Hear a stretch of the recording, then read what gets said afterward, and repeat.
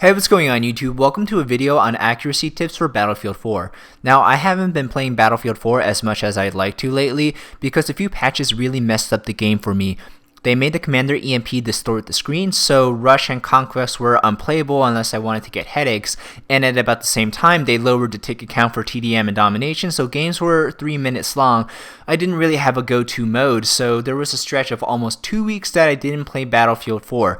Later on, they did raise the ticket count for Domination, so I got around to playing more, but Battlefield 4 was patched today. They removed the distortion EMP effect, and they fixed a one-hit kill bug that was causing a lot of trade kills, where you and your opponent both die at the same time.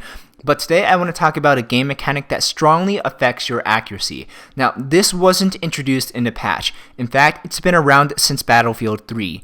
Even though it's always been there, I haven't noticed how strong it is since I returned to Battlefield 4 after a break. While I was waiting for them to remove the distortion EMP effect and raise the ticket counts, I played a lot of Call of Duty Ghosts on PS4.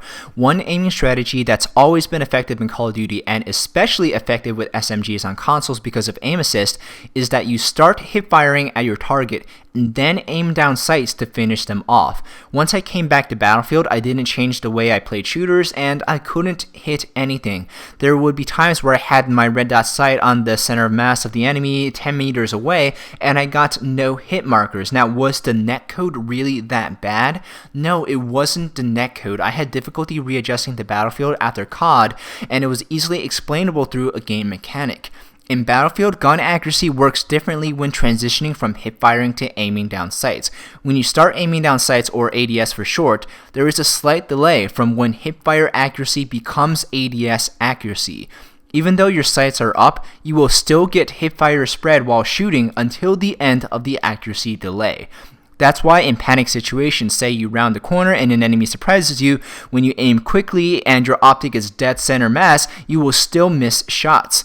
Now, the official time values for accuracy delay when transitioning from hipfire to ADS are not published anywhere. We do know it takes 0.264 seconds to bring up the red dot sight, but it might take a few tenths of a second longer before you get the increased accuracy from aiming. Accuracy delay is tied to weapon characteristics. A tighter hipfire spread means less accuracy delay. Pistols and PDWs naturally have the least accuracy delay. Carbines, shotguns, and assault rifles have a moderate amount of accuracy delay. DMRs, sniper rifles, and LMGs have the most accuracy delay. The laser sight reduces hipfire spread, so the laser sight attachment will decrease accuracy delay. Vertical and ergo grips also reduce spread when moving, so these attachments also help in reducing delay. The purpose of adding accuracy delay further differentiates playstyles for each different type of weapon. Accuracy delay is an important statistic to think about when adjusting your playstyle to weapon class. It's easier to get away with running and gunning with PDWs, but not so much with an assault rifle. It's important to think about accuracy delay when you go around corners. As mentioned previously, in Call of Duty, you could pre-fire corners by hip-firing, then aim down sights, but that doesn't work that well in Battlefield. What a lot of players did in Battlefield 3 was aim down sights before rounding the corner and start firing before turning the corner. This was called pre-firing, and it was abusing the suppression mechanic. There's less suppression in Battlefield 4, but the same principle still applies. You should expose as little of yourself as possible while getting the best angle on your enemy, and it's a rule of cornering not just in Battlefield but in all first-person shooters. Another tip for engagements around corners is get comfortable with the lean mechanic. I use the lean mechanic all the time. It's extremely quick for peeking and ducking back before taking serious damage. While you're out in the open, it's still important to think about how accuracy delay affects your weapons. You should get to know the best hipfire ranges for your weapon.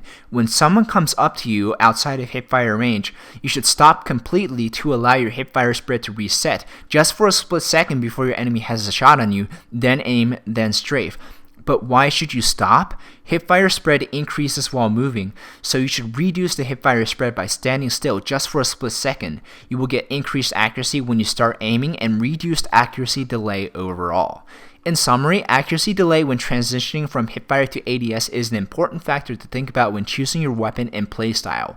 Lowering the hipfire spread by using attachments such as the laser sight and ergo grip decreases accuracy delay. Be ready with your sights up before cornering or use the lean mechanic.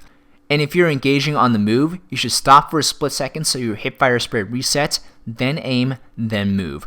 Thank you for watching. I hope I was able to help you improve your Battlefield 4 accuracy. Leave a like rating if my video was informative. Be sure to subscribe to my channel for more Battlefield 4 and all things PC gaming. My name is David, and I'll see you next video.